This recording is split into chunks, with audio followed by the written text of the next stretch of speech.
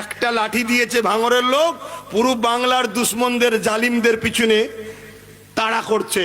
যদি ওর সাথে আরো কোটাকুরি 30 আল্লাহ যদি কোনোদিন মেলায় আপনাদেরই দ্বারা, তাহলে বাকি সব ভাইয়ের রাতের ঘুম তো হারাম হয়েছে, দিনের বেলাও ঘুমোতে দেবো নি আর। সব ঠিক আছে, বিজেপি চলে আসবে। যেমন আপনার এই ক্যানিং এ থানার মধ্যে একটা লেডিস কনস্টেবলকে রেপ করে হত্যা করা হয়েছে, এর জন্য যেমন পুরো পুলিশ চরিত্রহীন হতে পারে না, পুরো পুলিশ যেমন নারী দেহ শোষণকারী হতে পারে না, তাই পুলিশ সেজে কেউ যদি না দেহ শোষণ করে তাহলে সে গাদ্দার, তার জন্য পুলিশ সমাজ গাদ্দার নয়। তাই মুসলমান সেজে কেউ যদি দেশের সঙ্গে গাদ্দারি করে তাহলে সে গাদ্দার। মুহাম্মাদের গোলাম কখনো দেশের সাথে গাদ্দার হতে পারে না। জোরে বলুন সুবহানাল্লাহ, আরো জোরে বলুন সুবহানাল্লাহ।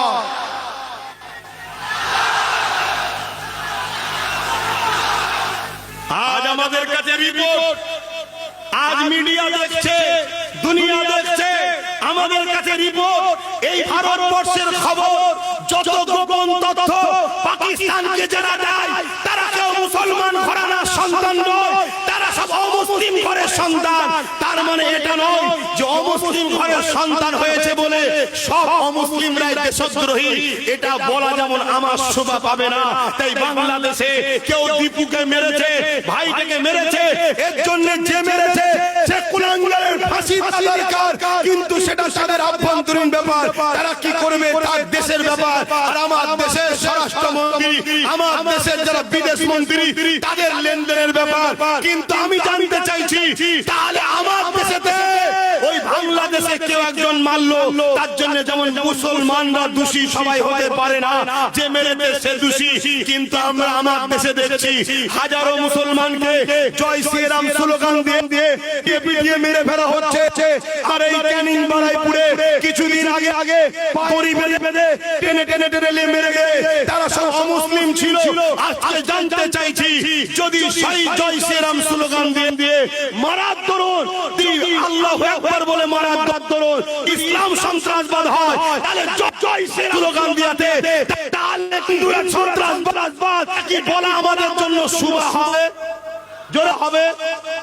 শিক্ষা আমার মোহাম্মদ রাসূল দেয়নি, মোহাম্মদ রাসূলকে কি কালচার দিয়েছে আমি জানি না, তবে আমরা ইসলামের ঘরের ছেলে, আমরা জানি যে দোষ করেছে সে দোষী, তার জন্য তার মাযহাব, তার ধর্মগ্রন্থকে গালি দেওয়ার ইজাজত ইসলাম দেয়নি। এটাই তো ইসলামের শ্রেষ্ঠত্বের পরিচয়। জোরে বলুন সুবহানাল্লাহ, আরো জোরে সুবহানাল্লাহ। কিন্তু দুঃখের বিষয় তারপরও আমাদেরকে এত কিছু বলার পরও সেই আমাদেরকে আসামির কাঠগড়ায় তোলা হয়। কারণ কি ভাই? কারণ কি? মাইকের বুঝতে পারছেন তো কারণ কি? কারণ একটাই, আমাদের আব্বা জান নাই, আমাদের বাপ নাই, গার্জেন নাই। দেখছেন না, সাধারণ কোন মুসলমান যদি রাজ্য সরকারের বিরুদ্ধে একটা কিছু কথা বলে, এলাকার মুসলিম এমএলএ এমপি নেতাগণ তার বিরুদ্ধে কেস করে জেলে ভরে দিচ্ছে। কেন? আমার আম্মার বিরুদ্ধে বললি কেন? কি করে না? আর অত বড় কথা বললো, এলাকার এমএলএ এমপি মন্ত্রী মুসলমান যারা আছে কেস করছে তাদের বিরুদ্ধে। বলে কেন? ওইগুলো আর এইগুলো একই, রসুনের মাথাগুলো আলাদা, পিছনটা দেখবেন সব এক জায়গায়। এদের জার্সি আলাদা, যারই নাম আল্ট্রাটেক তার নামই কিন্তু এলটি সিমেন্ট। এলটি থেকেই তো আল্ট্রাটেক হয়েছে নাকি? অতএব টাকার ইপিট উপিট সব একই। আর আমরা ভাবলাম বিজেপি কে রুখতে একে সাপোর্ট করব, আমরা একবারও ভাবলাম না রে জার্সিটা শুধু চেঞ্জ রে, ওরই ছোট বোন, এটা একই ব্যাপার। কথা খারাপ হয়ে গেল নাকি? কেন আমার রাজ্য সরকার বলেনে কোরআন শেষ হয়ে যাবে, আমার উন্নতি শেষ হবে না? বলেছে না বলেনে? এটাকে আপনারা সাপোর্ট করেন? জোরে বলেন, এটাকে সাপোর্ট করেন? তাহলে যারা আজকে এই যে কোরআনের বিরুদ্ধে বলেছে এর নামে কেস করছেন, আজকে জিজ্ঞেস করতে চাইছি, তারা কি রাজ্য সরকারের বিরুদ্ধে মুখ খোলেন? রাজ্য সরকার তো বলেছিল কোরআন শেষ হয়ে যাবে আমার উন্নতি। এই কথাটা ঠিক বলেছে? কোরআনের পক্ষে না বিরুদ্ধে? কোরআনকে অপমান করা হয়েছে না হয়নি? তাহলে তার বিরুদ্ধেও তো দুটো কথা বলা দরকার মৌলী সাহেবদের, ছিল না? বলে আর এই কথা যখন আমি বলবো বা আমাদের মতো উলামারা বলবে, কিছু মুসলিম এমএলএ এমপি আছে তারা আমাদের বিরুদ্ধে কথা বলে না, বলে না? তাহলে ও কোরআনের পক্ষে, তো সেজে আছে মুসলমান কেন? যদি ও না থাকে, ওই জায়গায় যদি কোনো ইমানদার মুসলমান নেতা হয়ে যায়, তাহলে তো এই জালিমদের কপালে বাজ পড়ে যাবে। যেমন একটা হওয়াতে সবার মাথায় বাজ পড়ে গেছে, যে ওর সাথে যদি আরো গোটা 20-30 থাকতো কি হতো বুঝতে পারছেন আজকে? তাহলে বলেন আব্বাস সিদ্দিকী কিছু ভুল করছে না তো? কেন আমি দেখেছি, আমি ধর্ম প্রচার করি, হুজুর মানুষ হয়ে গেছে, আমি তার ওই দিকে যেতে পারছি না, ওই জন্য ওকে বলেছি তুই ওই দিকে যা। এই পাঠিয়ে দিয়ে ওকে কিছু ভুল করিনি তো? আপনারা আমার সাথে একমত তো নাকি? হাত তুলে বলুন একমত তো নাকি? আলহামদুলিল্লাহ। ধোকা দেবেন না, ধোকা দিলে আমার কিচ্ছু ক্ষতি হবে না, খোদার জাত পাকের কসম করে বলছি, আমার কিচ্ছু হবে না। একটা লাঠি দিয়েছে ভাঙরের লোক, পুরো বাংলার দুশ্মনদের জালিমদের পিছনে তাড়া করছে। যদি ওর সাথে আরো গোটা 20-30 আল্লাহ যদি কোনোদিন মেলায় আপনাদেরই দ্বারা, তাহলে বাকি সব ভাইয়ের রাতের ঘুম তো হারাম হয়েছে, দিনের বেলাও ঘুমোতে দেবো নি আর। শুনছেন তো নাকি? অসুবিধা আছে আপনাদের? আমার ভাইটার সাথ দিতে অসুবিধা আছে কারো? কার কার অসুবিধা আছে আমার ভাইয়ের সাথ দিতে? অসুবিধা আছে? আরে বুক টান করে হক কথা বলতে অসুবিধা কিসের? আর হক কথা বলো, আমার ভাইয়ের কারা সাথ দেবে একটু হাত তুলে দেখাও তো দেখি। ঠিক বলছো? দূরে কাছে যে যেখানে আছো সাথ দেবে। আমার মা বোনরা আপনারাও আল্লাহকে সাক্ষী রেখে হাত তোলেন, আমাদেরকে দেখাতে হবে না, আল্লাহ দেখুক।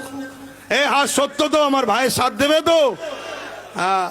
এখন মা বোনেরা যদি বলে সবই ঠিক আছে বাবাজি, আমি তো ওই 1000-1200 পাই, ওইটা কি করে ছাড়ি বলো তো? আমি মা বোনেদের জন্য একটা ছোট্ট মেসেজ দিয়ে আবার ওই দিকে যাচ্ছি আলোচনায়। মেসেজটা দিই নাকি? দেবো তো নাকি? মা বোনেরা যদি মনে করে খাতুনে জান্নাতের সঙ্গে জান্নাতে যাব, তাহলে মা বোনেদের ঘরে ত্যাগ তো স্বীকার করতেই হবে নাকি? হ্যাঁ। তবে একটা উদাহরণ দিচ্ছি, গত কয়েকদিন আগে বিহারে একটা ভোট হলো না? হ্যাঁ, বিহারে একটা ভোটে দেখছি কিছু মেয়ে মাথায় হাত দেয়, কোমরে হাত দিয়ে খুব নাচছে, সোশ্যাল মিডিয়ায় দেখেছেন আপনারা? তারপরে আবার কিছুদিন পরে দেখি কাঁদছে। তো মিডিয়া জিজ্ঞেস করছে क्या बात है, আজ क्यों रो रहे हो, কেন কাঁদছেন আপনারা? তখন তারা বলছে अरे ये भाजपा वाला बीजेपी वाला 10,000 रुपया दिए थे, तो हम पैसा लेके उसको वोट दे दिए, পয়সা নিয়ে ভোট দিয়ে দিয়েছি, এখন ওরা জিতে গিয়ে আমাদেরই ঘর ভেঙে দিচ্ছে। শুনছেন? তুমি বুকে হাত দিয়ে বলো, তোমার এলাকা যদি মসজিদটা ভাঙা হয়, এই গ্রামের সব মুসলমান সাথ দেবে না? দেবে না? সে যে দলই করুক, যাবে না? যাবে না? কিন্তু কোন মুসলমানের ঘর যদি ভাঙা হয়, পাশের বাড়িটা সাথ দেবে? জোরে বলো, দেবে না। তাহলে খোদার ঘরকে এরা দখল করে নিচ্ছে, তুমি কি ভাবছো তোমার ঘরটা নিরাপদ? যে ক্ষমতায় ওরা আমাদেরকে দখল করছে, ওই ক্ষমতা দখল করে ওদের মোকাবেলায় লড়াই করতে হবে। তুমি আম মানুষ লড়াই করে পারবে না। আম মানুষ লড়াই করলে রাত্রিরে পুলিশ তোমার বাড়িতে পাঠাবে। যারা পুলিশ পাঠায় সেই লোক যদি তোমার থাকে, তাহলে পুলিশ আসবে না। বলো, রাজ্য সরকার কি তোমার লোক? কেন্দ্র সরকার তোমার লোক? তাহলে তোমার লোক তৈরি করো। আমি জানতে চাইছি, নওশাদ কি তোমাদের নয়? জোরে বলো। কেন রাজ্য সরকার আর কেন্দ্র সরকার দুজন মিলে অকাব মিটাচ্ছে, আর নওশাদ সিদ্দিকী অকাবকে বাঁচাবার জন্য সুপ্রিম কোর্টে কেস চালাচ্ছে, জানো তো নাকি? তাহলে বলো, কে আপন কে পর ভাবতে হবে। তাহলে সেই জায়গায় যদি তার সাথ দাও, তার যদি আরো ক্ষমতা আল্লাহ বাড়ায়, তাহলে তোমাদের জন্য উপকার আছে না নাই? যদি বিশ্বাস হয় আমার কথা নেবে, না বিশ্বাস হয় যেদিকে খুশি যাও। কিন্তু দিনের শেষে একটাই কথা, সব ঘুরিয়ে ফিরিয়ে সব ঠিক আছে, বিজেপি চলে আসবে। কি বলবে? বিজেপি চলে আসবে। এই একটা। আমি জানতে চাইছি, আপনারা আল্লাহকে ভয় করেন না বিজেপিকে? জোরে বলেন। দ্বিতীয় নম্বর কথা, বিজেপি আর টিএমসির মধ্যে পার্থক্য কি আছে একটা বলুন, বলুন একটা বলুন। কেউ বলতে পারছেন না? আমি বলবো, শুনবেন? আমি বলবো? হ্যাঁ পার্থক্য আছে, আপনারা জানেন না। শুনবেন শুনবেন, বিজেপি হলো প্রকাশ্য দুশ্মন আর এ বন্ধু সেজে দুশ্মন। আর শুনে রেখে দাও, মুসলমানকে কেউ সিনাতে গুলি করে ফিরে যেতে পারেনি। মুসলমানকে যতবার ঠকিয়েছে পিছনে আঘাত করেছে, আর পিছনে আঘাত করে মুনাফিক বন্ধু সেজে যারা থাকে। কথা মাথায় ঢুকছে না ঢোকে না? আমি ইতিহাস বলছি, আল্লাহ রসুল বলেছে আমার ভয় হয় আমার উম্মতকে প্রকাশ্য দুশ্মনরা ক্ষতি করতে পারবে না, আমার উম্মতকে বন্ধু সেজে মুনাফিকরা ক্ষতি করবে। তাহলে বিজেপি হলো প্রকাশ্য দুশ্মন, এ হলো বন্ধু সেজে দুশ্মন। ভয়ানকটা বেশি কে মনে হচ্ছে? হ্যাঁ, এখন এ কথা বললে তো আবার বলবে দেখেছো দেখেছো, কিন্তু আমি বলবো দেখেছো বলার কিছু নেই, দুশ্মন দুটোই আমাদের। কিন্তু একজন রাম মন্দির করছে, একজন জগন্নাথ মন্দির করছে, আবার দুর্গা আলিঙ্গন না কি বলে, যাই হোক তার ধর্মের বিষয়, আমি ধর্মের বিষয়ে বলছি না, কিন্তু সরকারের কাজ তো ধর্ম করা নয়, ধর্মস্থান করা নয়। 1100 কোটি টাকা খরচ করে করছে। ওই টাকা কার? রাজ্য সরকারের। ওই টাকা তোমার আমার ট্যাক্সের টাকা।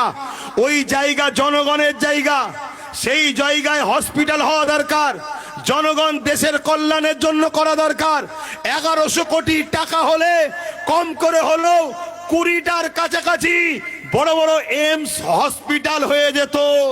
কিন্তু আজকে সেই হসপিটাল এখানে নাই, কিন্তু আজকে সেই টাকাকে দিয়ে তিনি নতুন করে হিন্দু ভাইদের মনটা পাওয়ার জন্য করতে চাইছে। কথা শুনছেন না শোনেননি?